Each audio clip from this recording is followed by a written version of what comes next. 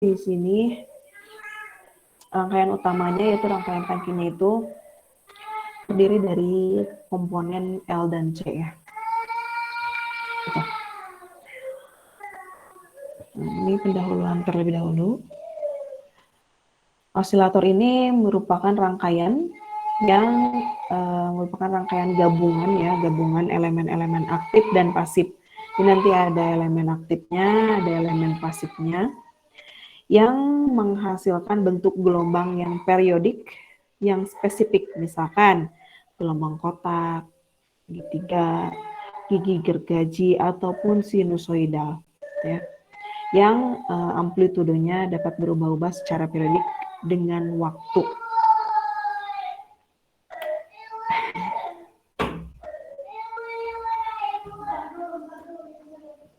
Nah, kita dapat mengelompokkan osilator ini berdasarkan metode pengoperasiannya, ya, yang menjadi dua kelompok besar, yaitu yang tadi disebutkan ya, osilator feedback dan osilator relaksasi. Nah, masing-masing kelompok yang memiliki keistimewaan masing-masing ya.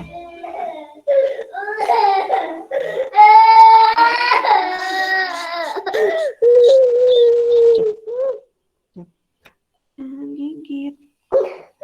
Nah, kalau pada osilator feedback ini ya, sebagian daya yang dikeluarkan itu dikembalikan lagi ke input ya, yang misalnya menggunakan rangkaian L dan C tadi, gitu ya. Jadi si feedback ini secara garis besar gitu ya, kenapa dikatakan feedback? Karena nanti kalau ada output gitu ya, output dari osilatornya ini diinputkan kembali, dimasukkan kembali ke input ya, menggunakan si rangkaian L dan C ini, makanya disebut osilator feedback ya. Nah, osilator biasanya dioperasikan pada frekuensi tertentu. Jadi kita butuh frekuensi berapa ya, kita operasikan frekuensi. Misalkan kita butuh frekuensi, kita membutuhkan frekuensi operasinya itu 700 MHz gitu misalkan ya. Ya kita bisa tune frekuensi tersebut gitu ya. Tuningnya dengan bagaimana? Dengan mengubah-ubah nilai dari si L dan C ini gitu ya. Seperti itu. Jadi untuk mentuning frekuensinya kita mau berapa, yang frekuensi kerjanya kita mau berapa gitu ya. Nah itu dengan mengubah-ubah nilai L dan C ini. Nah ini si osilator gelombang sinus biasanya termasuk kelompok osilator ini ya.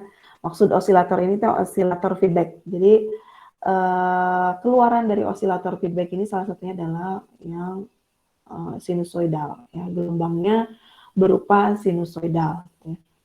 Nah untuk frekuensi operasinya ini mulai dari beberapa hertz sampai jutaan hertz ya, untuk yang si osilator feedback ini yang bentuknya sinusoidal.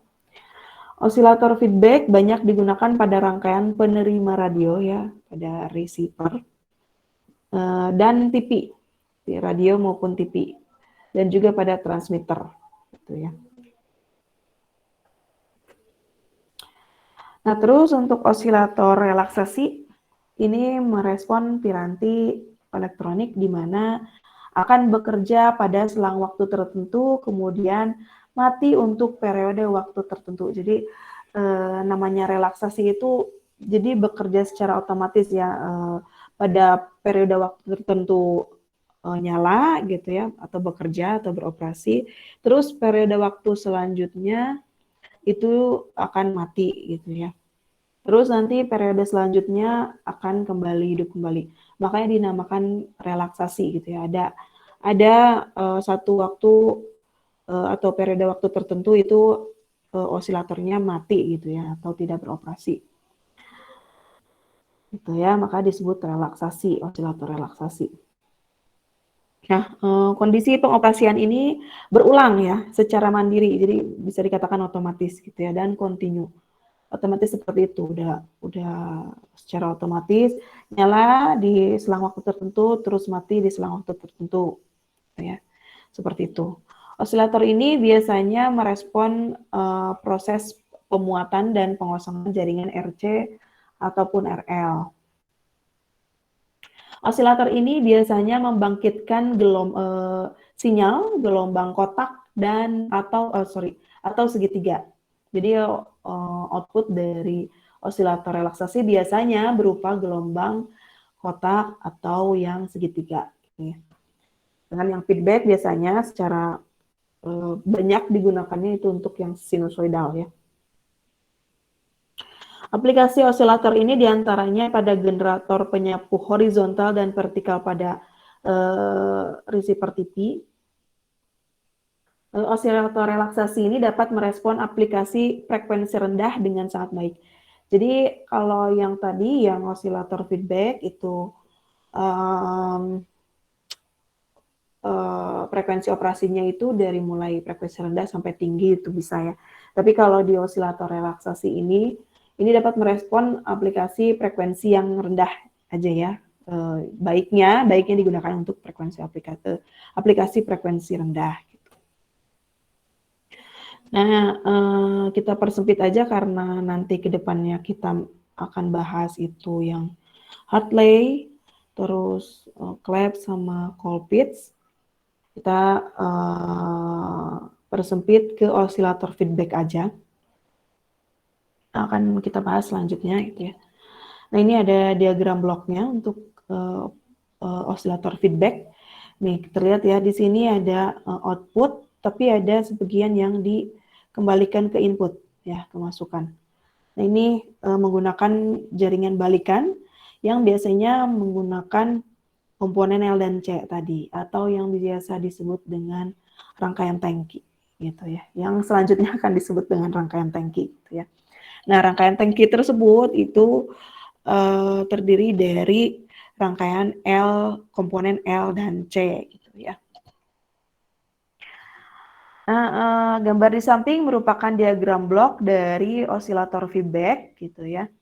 Di sini ada rangkaian penentu frekuensi masuk ke amplifier, yang dimana tadi disebutkan ya bahwa si osilator ini terdiri dari komponen aktif dan pasif ya. Di sini komponen pasifnya, di sini komponen aktifnya. Terus terlihat osilator memiliki perangkat penguat, jaringan feedback, ini jaringan feedback, ada penguat atau amplifier, rangkaian penentu frekuensi dan catu daya. Ya. Sinyal masukan diperkuat oleh penguat atau amplifier nih. Sinyal masukan di sini sinyal masukannya dari rangkaian penentu frekuensi masuk ke penguat atau ke amplifier. Kemudian sebagian sinyal yang telah diperkuat tadi dikirim kembali ke masukan melalui jaringan feedback atau rangkaian feedback gitu ya. Sinyal balikan harus memiliki fasa dan nilai yang betul agar terjadi osilasi, gitu ya. Kenapa nanti harus terjadi osilasi? Supaya nanti bisa terjadi gelombang dengan gelombang yang bolak-balik gitu ya, seperti sinusoidal dan lain sebagainya, gitu ya. Maksud dari terjadi osilasi itu. Ini frekuensi osilator feedback biasanya ditentukan dengan menggunakan jaringan induktor dan kapasitor atau L dan C. Nah, jaringan si L dan C ini yang sering disebut dengan rangkaian tangki yang sudah saya jelaskan tadi ya. Jadi di sini ini terdiri dari rangkaian L dan C. Bisa C-nya 1, L-nya 2, atau C-nya 1, L-nya 1, atau C-nya 2, L-nya 1. Ya, tergantung nanti jenis dari osilatornya. Karena kemampuan jadi kenapa disebut rangkaian tangki gitu ya? Karena di sini di rangkaian tangki ini terdiri dari L dan C ya. Si C ini kan bisa menampung sebagian dari bukan sebagian, sementara tegangan gitu ya. Terus nanti diputar, dikosongkan si C-nya, lalu melalui si L nanti terjadi induksi gitu ya. Terus dan seterusnya gitu ya, nanti saya jelaskan selanjutnya gitu ya secara detailnya. Karena kenapa disebut rangkaian tangki? Karena kemampuan menampung tegangan AC pada frekuensi resonansi, gitu ya. Nah ini merupakan proses pengisian dan pengosongan rangkaian tangkinya. Tadi sudah disebutkan ya, rangkaian tangki itu terdiri dari L dan C. Ini nih. Terus ada sumber sumber tegangan. Di sini sumber DC. Terus di sini ada saklar. Ya, jadi pada saat saklar terbuka ya otomatis tidak ada arus yang mengalir ya. Otomatis juga tidak akan mengisi tegangan di C karena tidak ada arus mengalir gitu ya, karena saklarnya terbuka. Ini untuk melihat bagaimana sinyal AC dapat dihasilkan dari sinyal DC. Nah ini mari kita perhatikan rangkaian tangki LC seperti terlihat di gambar. Ada gambar A, B, dan C, di mana gambar A ini saklar terbuka, gambar B saklar tertutup, dan gambar C ini saklar terbuka kembali. Ya. Nah ini ketika saklar terbuka otomatis tidak ada arus yang mengalir gitu ya. Tetapi pas di gambar B, di sini saklar tertutup, otomatis ada arus mengalir, ya. Jadi ada arus pengisian di sini, arus pengisian mengalir ya ke C, dari sumber DC ke C, gitu ya. Sehingga nanti C ini terisi muatan listrik, sehingga nanti si C ini penuh gitu ya. Nah, ketika saklar terbuka ini, nanti si C ini akan mengalami pengosongan. Yang akan si pengosongan tersebut, nanti si aliran atau muatan listriknya mengalir melalui si L. Ya, nanti diperlihatkan pada gambar selanjutnya. Nih, ini udah terisi full nih di C-nya, terisi full sehingga nanti saklar dibuka. Nih, saklar dibuka ya. Nah, selanjutnya kita akan melihat bagaimana rangkaian tangki menghasilkan tegangan dalam bentuk gelombang sinus. Ya, di sini, kalau yang ini, gambar yang ini adalah rangkaian prosedur atau rangkaian apa ya?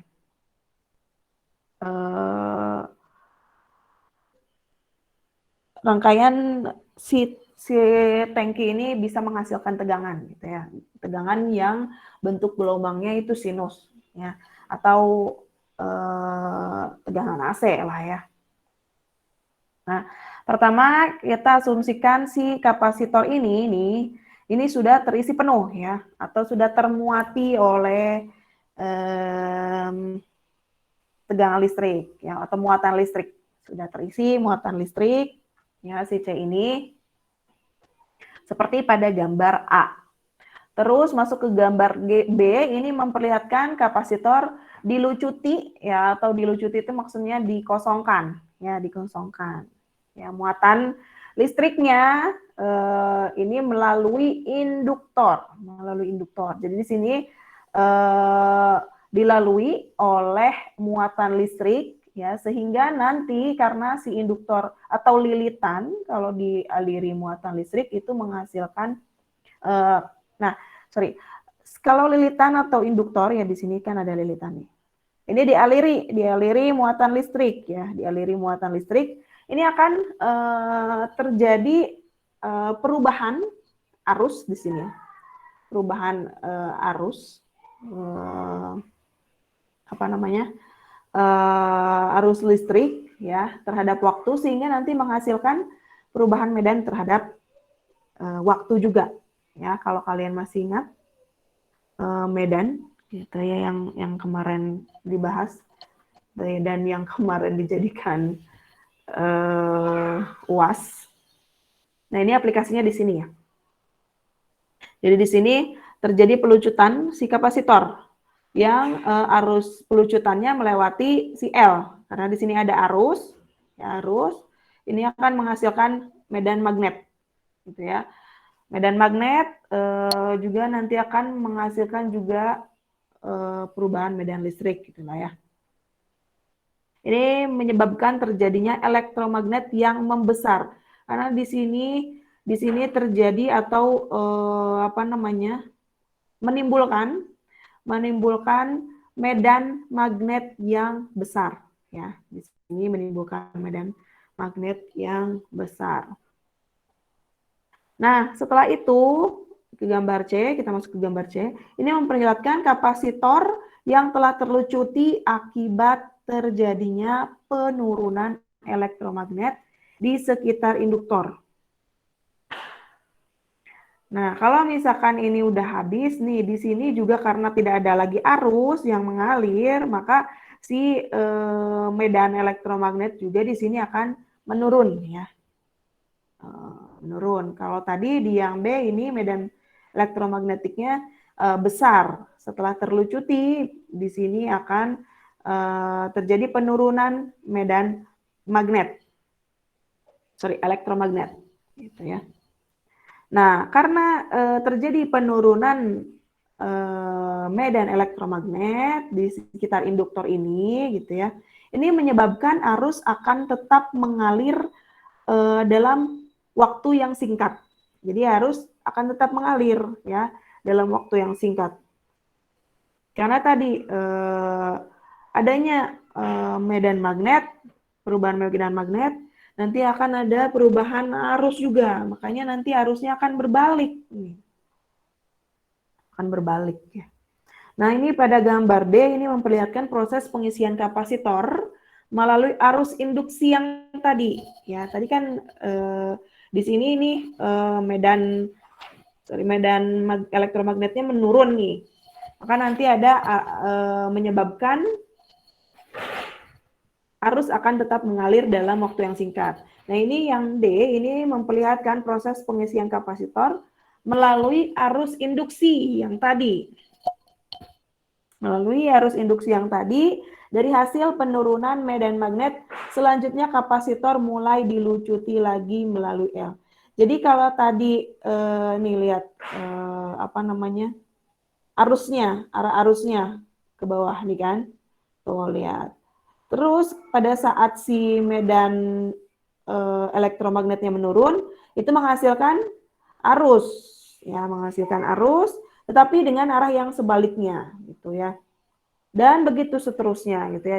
Di E ini, perhatikan pada gambar E, arah arus pelucutan berkebalikan dari sebelumnya, gitu ya. Elektromagnet mulai membesar kembali, gitu ya, mulai membesar kembali karena tadi arah arusnya ini habis kan di sini, jadi di sini di atas jadi negatif, di bawah jadi positif, gitu ya. Dan ini terisi kembali kan karena tadi ada arus induksi tadi. Ini terisi kembali yang tadinya terlucuti karena ada arus induksi, masuk kembali lagi nih ke si kapasitor, ya ke si kapasitor. Nah, kapasitor kan mulai penuh lagi ini dengan tanda yang berbeda, ya dengan tanda polar yang berbeda. Gitu. Maka nanti karena tanda polar yang berbeda, nanti arusnya akan berbalik, gitu ya, arusnya berbalik dan begitu seterusnya. Nah, begitulah proses terjadinya pengisian dan pengosongan tangki. Nah, itu terjadi terus-menerus, gitu ya. Nih, dilihat ya. Ini arah arus pelucutan si kapasitor ini ke atas. Kalau yang tadi, nih yang B ini arahnya ke bawah ya. Ini ke atas. Sehingga nanti si apa namanya? Si arus ya si arusnya itu akan berubah menjadi arus bolak-balik ya karena tadi ini yang tadinya arah arusnya ke bawah ini arah arusnya ke atas gitu ya dan ini terjadi berulang-ulang sampai si kapasitornya ini muatan listriknya akan berkurang gitu ya semakin lama karena di sini kan di C maupun di L ini ada nilai resistansi ya di C dan di L ini memiliki nilai resistansi atau nilai hambatan. Maka lama-kelamaan si muatan listrik yang tadinya full di C ini full ya, akan berkurang sedikit demi sedikit ya. Karena tadi terkikis sama hambatan-hambatan tadi gitu ya. Sama hambatan-hambatan di C maupun di L. Karena perlu diingat di C maupun di L ini ada nilai resistansinya. Gitu ya. Jadi semakin lama itu tegangannya akan semakin berkurang gitu ya. Inilah proses terjadinya arus bolak-balik. Ya, kembali lagi ke medan lanjut yang kemarin gitu ya, untuk prosesnya seperti itu. Nah itu untuk proses dari terjadinya arus bolak-balik. Nah terus di sini ada frekuensi tegangan AC yang dibangkitkan oleh rangkaian tangki akan tergantung dari harga L dan C. Gitu ya. Jadi frekuensi dari tegangan AC yang dibangkitkan oleh ini rangkaian tangki ini ya tergantung dari nilai L dan C tadi ya, seperti yang saya jelaskan tadi di awal. Nah ini disebut dengan frekuensi resonansi.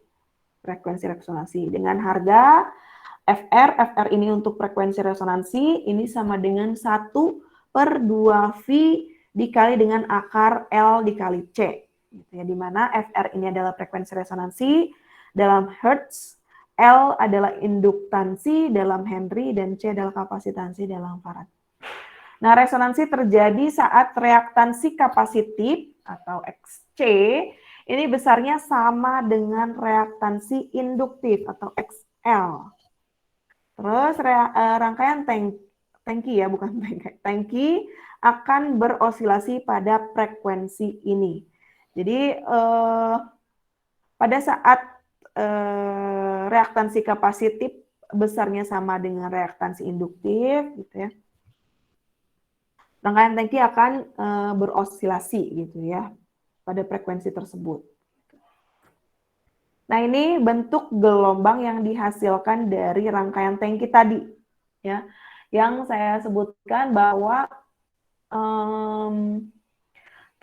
besar tegangannya itu akan berkurang seiring dengan berjalannya waktu, gitu ya. Karena si L dan C-nya itu tentu saja memiliki nilai resistansi ya. Maka akan menghambat sebagian atau mengikis dari muatan listrik tersebut gitu ya. Nah ini nih, pada frekuensi osilasi rangkaian tangki LC tentunya memiliki nilai resistansi yang akan mengganggu aliran arus pada rangkaian. Akibatnya tegangan AC yang dihasilkan akan cenderung menurun, nih seperti pada gambar A. Ya, gini ya. Setelah melakukan beberapa putaran osilasi. Ya. Ini gambar A memperlihatkan hasil gelombang rangkaian tangki.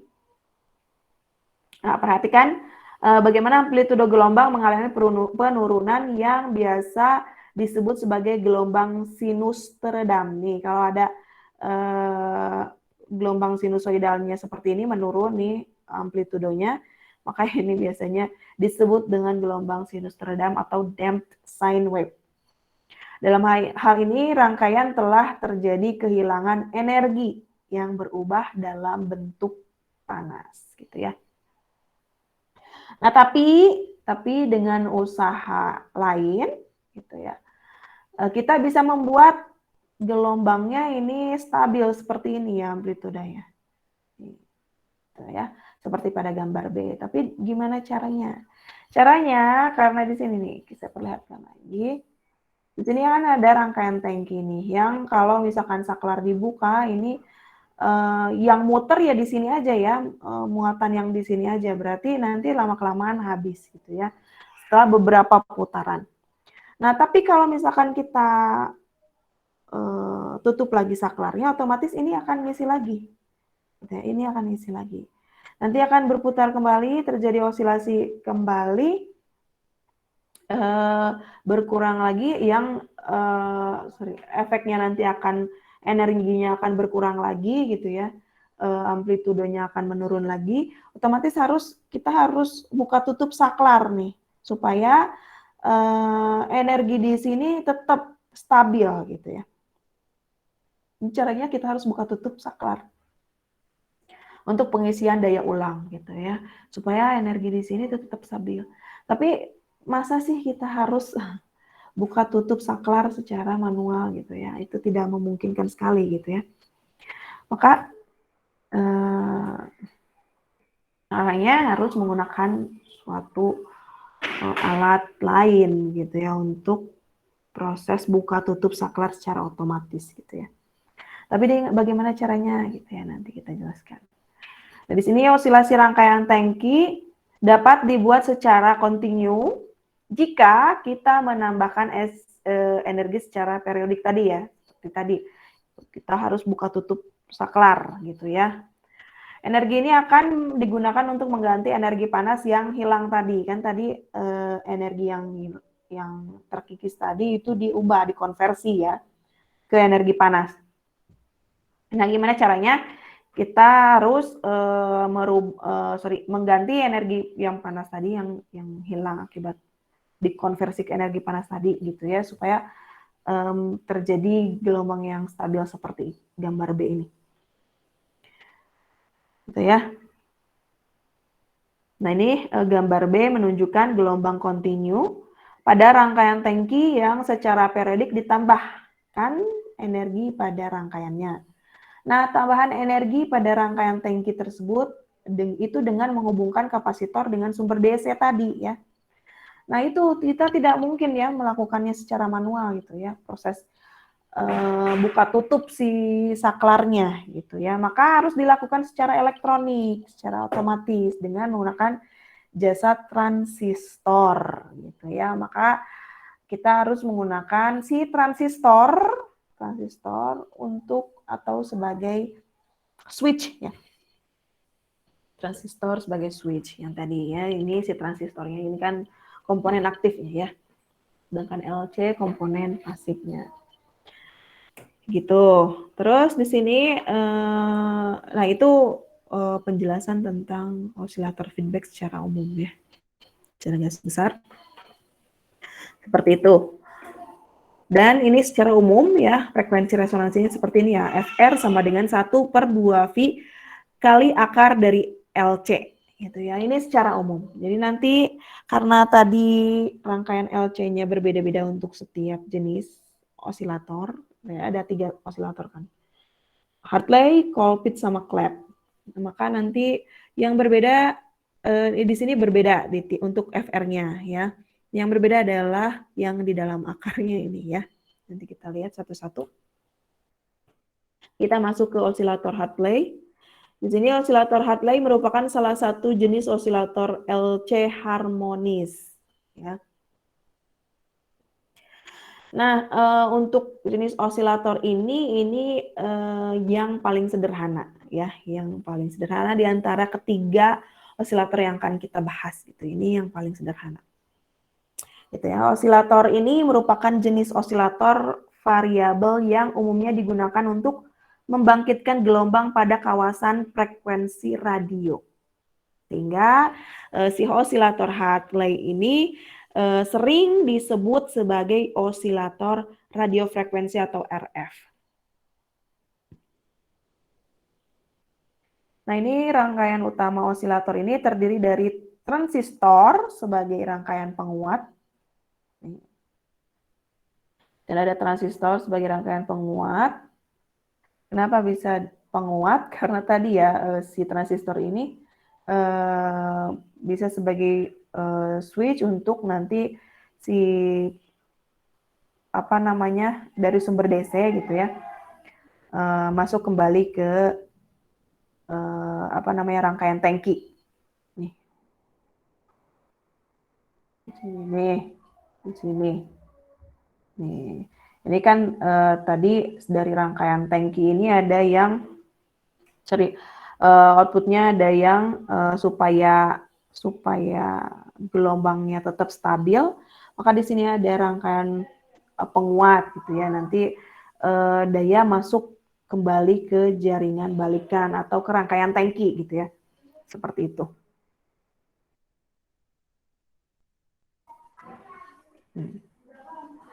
Dan rangkaian osilasi yang terdiri dari komponen L dan C ya. Rangkaian osilasi itu yang ini. Ini rangkaian osilasi C dan L.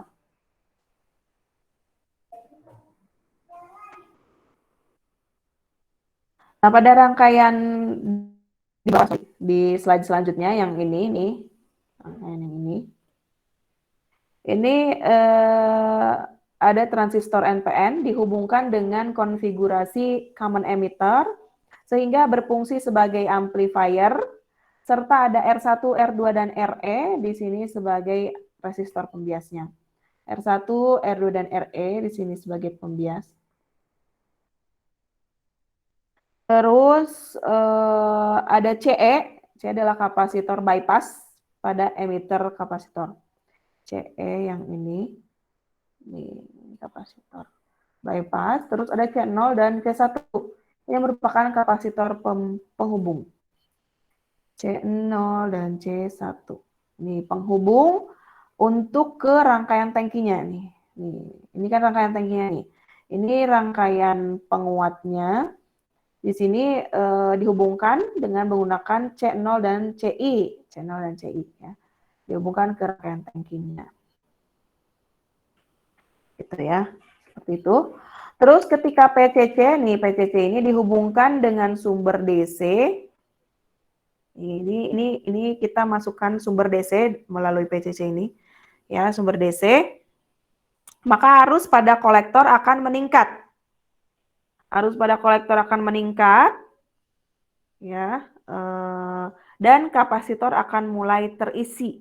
Kapasitor akan mulai terisi. Ketika kapasitor C terisi penuh, nih, maka muatan kapasitor akan dialirkan melalui L1 dan L2. Ini ke sini ya. L1 dan L2.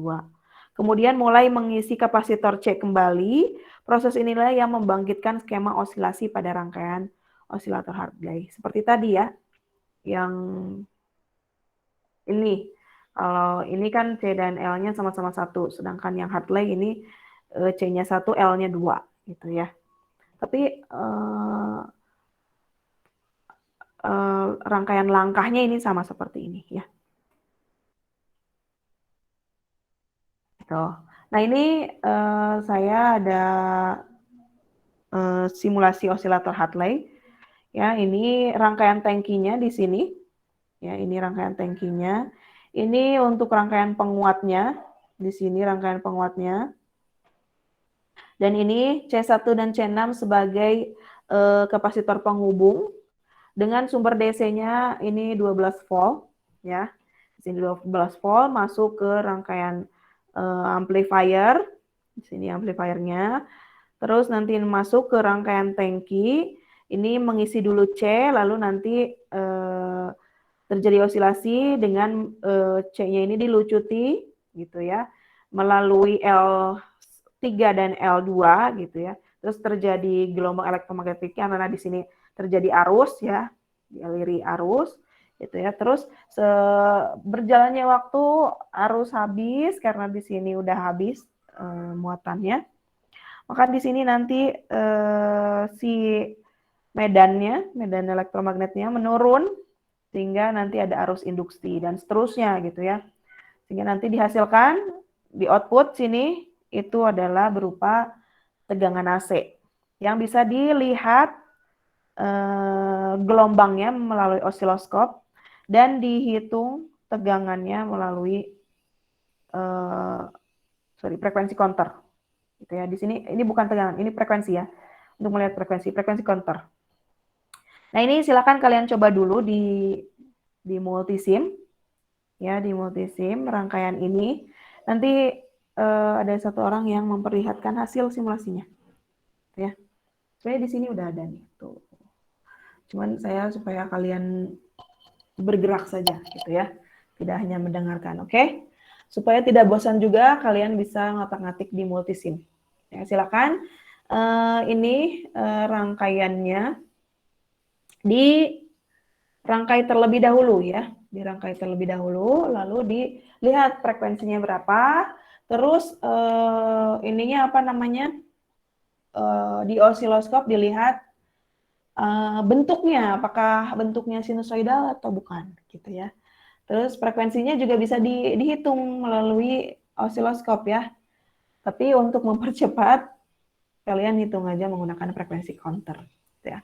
Setelah didapat frekuensinya gitu ya, berapa, nanti kalian hitung aja dulu ya. Ini perhitungannya saya belum masukkan nih. Ini harusnya di sini saya masuk. Ya kalian coba ini dulu, simulasikan dulu ya.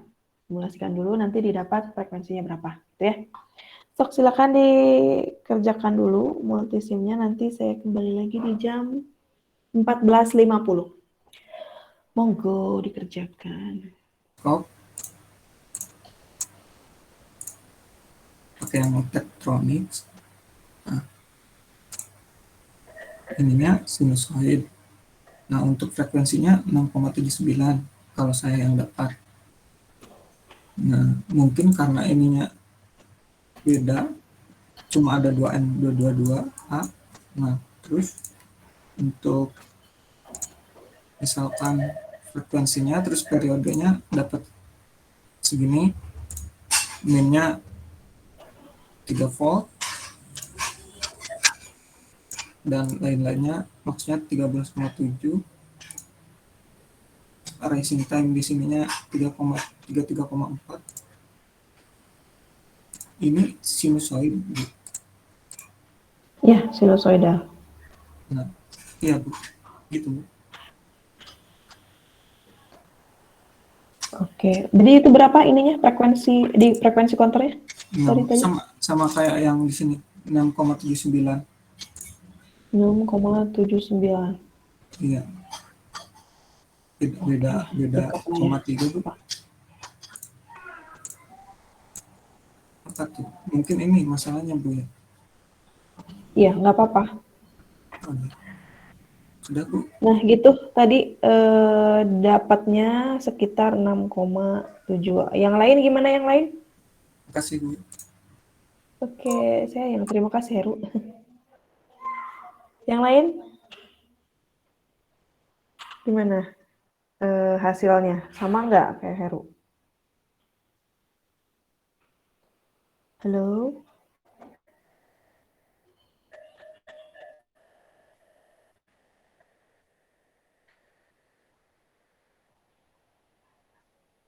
Yang lainnya ada nggak sih orang?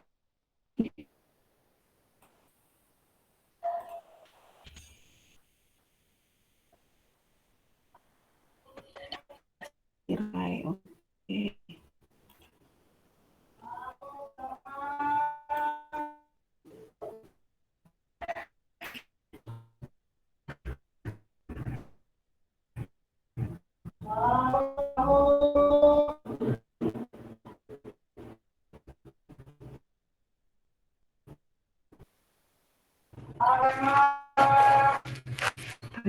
Entah.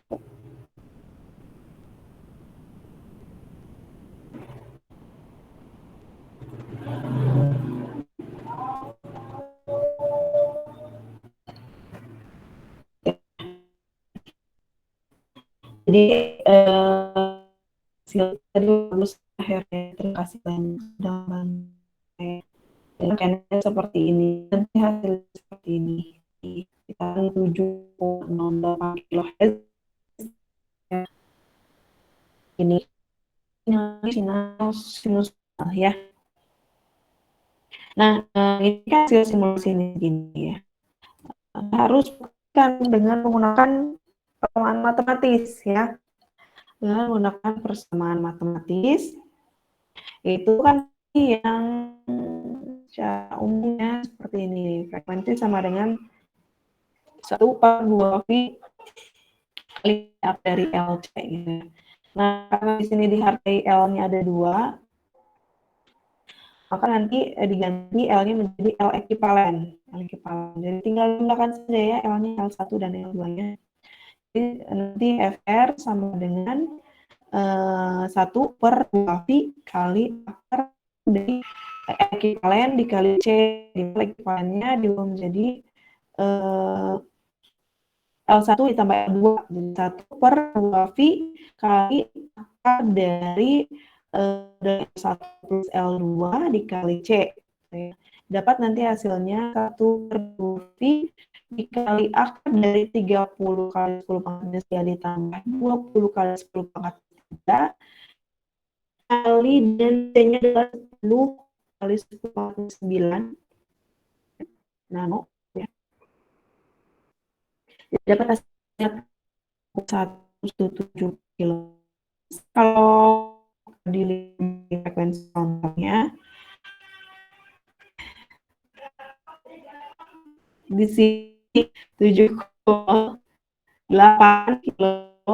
Nah, di hasil analisis dari hasil pengamalnya ada jauh ya.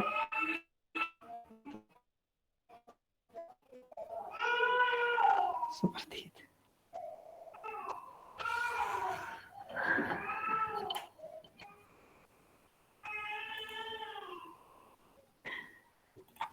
Nah, gitu ya. Sampai sini ada yang mau ditanyakan?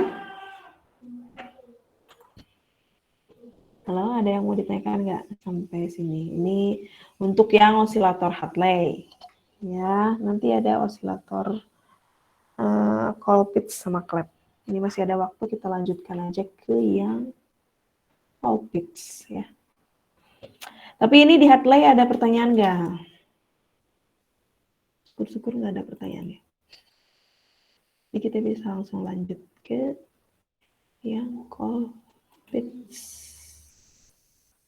Nggak ada. Nah, kita nanti bisa bandingkan dengan yang Colpitts nih. Bedanya apa sih?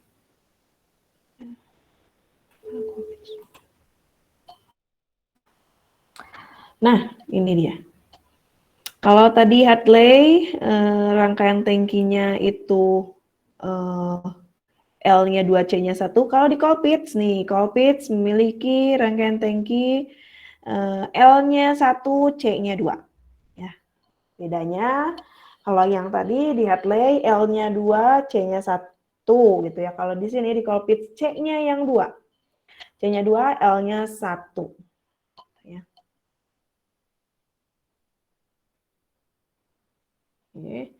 Jadi osilator Colpitts merupakan jenis osilator yang pada dasarnya mirip ya dengan yang Hartley.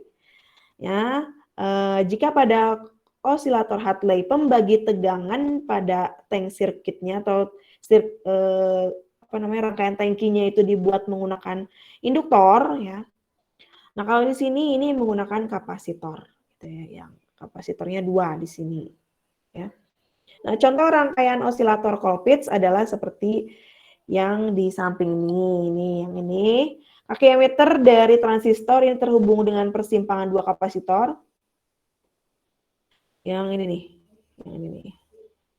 Persimpangan 2 kapasitor gitu ya. C1 sama C2 ya. Ini dihubungkan secara seri dan berfungsi sebagai pembagi tegangan. Jadi C1 dan C2 ini fungsinya adalah sebagai pembagi tegangan ya. Ketika dihubungkan dengan sumber tegangan, ini yang ini dihubungkan dengan sumber tegangan, kapasitor C1 dan C2 ini akan terisi. Yang ini akan terisi ya, akan terisi. Lalu akan mengalirkan muatan arusnya melalui induktor L. Yang ini. Ketika telah terisi penuh, akan mengisi lagi setelahnya akibat dari arus induksi tadi gitu ya. Nah, skema osilasi ini akan diteruskan ke percabangan base emitter. Yang ini nih, base emitter. Yang nantinya akan dikuatkan pada output kolektor. Ya.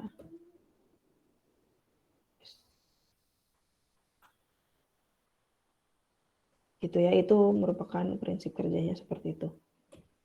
Nah, terus ini besar frekuensi output dari osilator ini dapat dihitung berdasarkan formula berikut, yaitu FR sama dengan 1/2V dikalikan dengan akar dari CT kali L, di mana CT-nya itu adalah sama dengan C1 dikali C2 per C1 ditambah C2. Kalau tadi L kan langsung ditambahkan ya, L1 tambah L2. Nah, kalau si C ini harus 1/C ditambah 1/C ya, nanti didapat hasilnya. Ini kan CT sama dengan 1/C ditambah 1/C.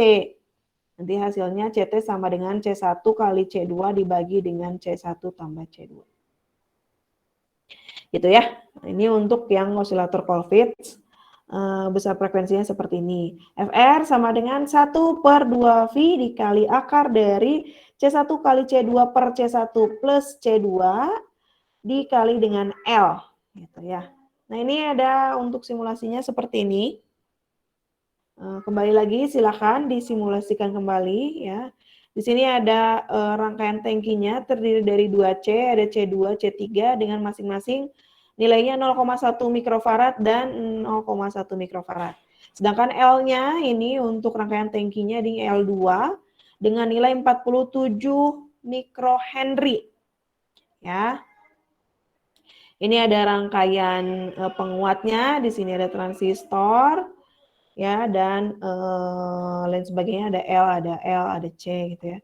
Nah, silakan dirangkai ya di masing-masing multisim, lalu dilihat frekuensinya berapa. Dilihat frekuensinya berapa, dilihat juga untuk hasil gelombangnya bagaimana gitu ya. Nah, ini nanti kalian bandingkan dengan persamaan matematisnya. Silakan ditulis dulu atau di screenshot. Ini FR sama dengan 1/2V kali akar dari CTL, ya, dengan CT-nya ini adalah C1 kali C2 per C1 plus C2. Itu ya, ini. Jadi hasilnya nanti dilihat nih, C1 dan C2-nya kan udah ada nih, 0,1, 0,1. L-nya ada 47 mikrohenry. Ini tinggal dimasuk-masukkan aja. 0,1 kali 0,1 dibagi 0,1 tambah 0,1, ini masukin 47 mikro. Nanti dibandingkan hasilnya, apakah sama atau berbeda. Ya. Silakan dikerjakan kembali, waktunya tetap sama 10 menit, jadi 15.13, saya balik lagi, oke? Dal Rezki boleh? Sip. Iya, Bu. Ntar di close dulu ya. Silakan Afdal.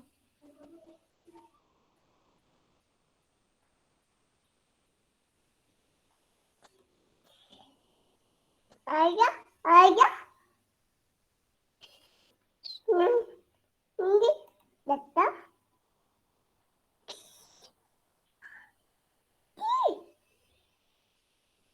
Sudah terlihat, Bu?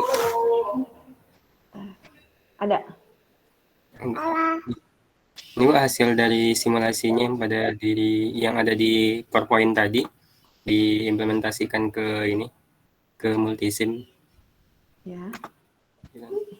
Dapatnya di frekuensi kontaknya itu sekitar 99,27 gitu. 99. Ya, betul. Betul. Nah, ini rangkaiannya seperti itu dan hasilnya bisa terlihat sendiri ya sama teman-teman yang lainnya.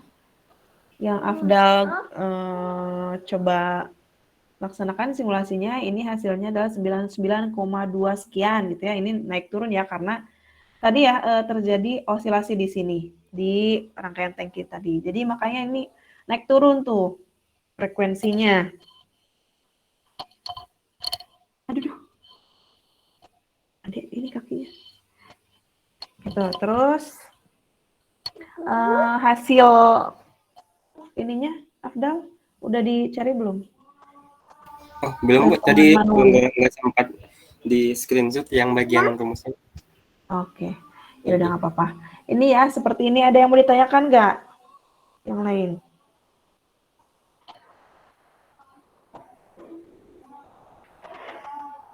Ini walaupun naik turun ya tuh, lihat nggak jauh-jauh beda ya.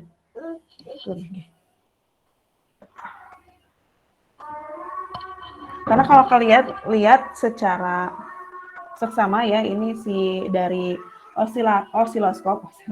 Dari osiloskop tuh si ininya juga nggak ini. Sebentar nak, nggak stabil ya.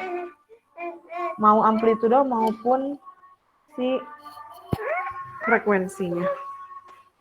Ada yang mau ditanyakan nggak sampai sini? Jangan pencet-pencet. Nah, ini. Halo, yang lain ada yang ditanyakan?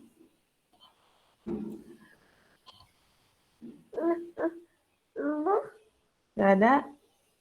Kalau nggak ada boleh di close aja.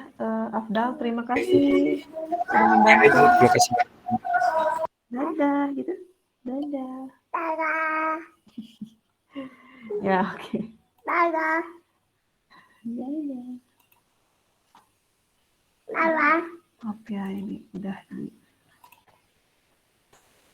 Nah,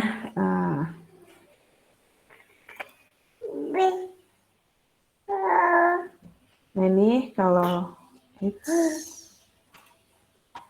dari saya ini sama ya, sekitar 99,2 sekian gitu ya kilohertz. Terus dari osiloskop juga terlihat hasil outputnya itu adalah gelombang sinusoidal. Nah ini dari hasil simulasi didapat hasil bahwa rangkaian percobaan simulasi menghasilkan osilasi dengan frekuensi sebesar sekitar 99,267 ya sekitar ya karena ini masih naik turun. Kilohertz. Jika dihitung menggunakan rumus persamaan untuk mencari frekuensinya, untuk mencari frekuensi resonansinya adalah sebagai berikut, yaitu Fr sama dengan 1/2V kali akar dari CT kali L. Ya, dimasukkan nilai-nilainya C-nya 0,1 mikro ya, dua-duanya mau C1, C2. L-nya juga dimasukkan yaitu 47 mikro Henry. Nanti hasilnya adalah sekitar 103,821 kHz. Ini terdapat perbedaan tipis ya, sekitar kurang lebih 3-4 kHz ya. Jangan pegang-pegang. Sehingga dapat disimpulkan bahwa simulasi tersebut itu berhasil dijalankan dan sesuai dengan yang diharapkan gitu ya, karena hasil perhitungan itu mendekati hasil simulasi. Gitu. Sampai sini ada yang ditanyakan untuk osilator Colpitts-nya. Jadi gitu ya, perbedaan Colpitts dengan Hartley itu di komposisi rangkaiannya. Kalau di Colpitts ini C-nya 2, L-nya 1, sedangkan di Hartley L-nya 2, C-nya 1 ya. Nah, tuh jangan digeser-geser dong. Tuh ya. Oke, ada yang mau ditanyakan nggak di sini? Masih ada waktu tuh, sekitar 6 menit. Halo? Kalau nggak ada, mungkin untuk hari ini dicukupkan sekian ya materinya sampai osilator Colpitts. Nanti menyusul untuk yang claps-nya, yang terakhir yang clap. Habis clap nanti kita UTS. UTS-nya menggunakan multisim. UTS-nya menggunakan multisim. Jadi kalau bisa ya teman-teman harus punya multisim ya. Kalau misalkan yang nggak punya multisim atau nggak punya laptop, konfirmasi dulu ke saya. Jadi nanti dikasih waktu ya biar bisa pinjam laptop temennya yang ada multisim gitu ya. Sampai sini ada yang ditanyakan nggak untuk UTS-nya? Seperti itu ya, jadi harus pakai multisim. Even ini bentuknya tes tulis. Tes tulis, tapi harus tetap pakai multisim ya untuk hasilnya nanti. Ada yang mau ditanyakan nggak? Izin Bu, nanya Bu. Boleh? Boleh nyontek nggak lihat referensi? Boleh, silakan. Oke, siap Bu. Silakan. Karena yang ini soalnya ada beberapa apa namanya? Ada beberapa soal ya. Ini jepit. Selain itu ada yang mau ditanyakan lagi? Yang ditanyakan lagi selain itu? Untuk PPT yang ini belum ada di spot ya, Bu? Iya, belum hari ini. Sekarang mau di upload. Lagi, kalau nggak ada saya absen nih.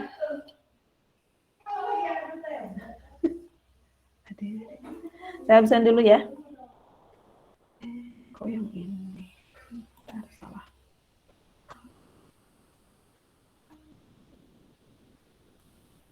Gak ada lagi yang ditanyakan?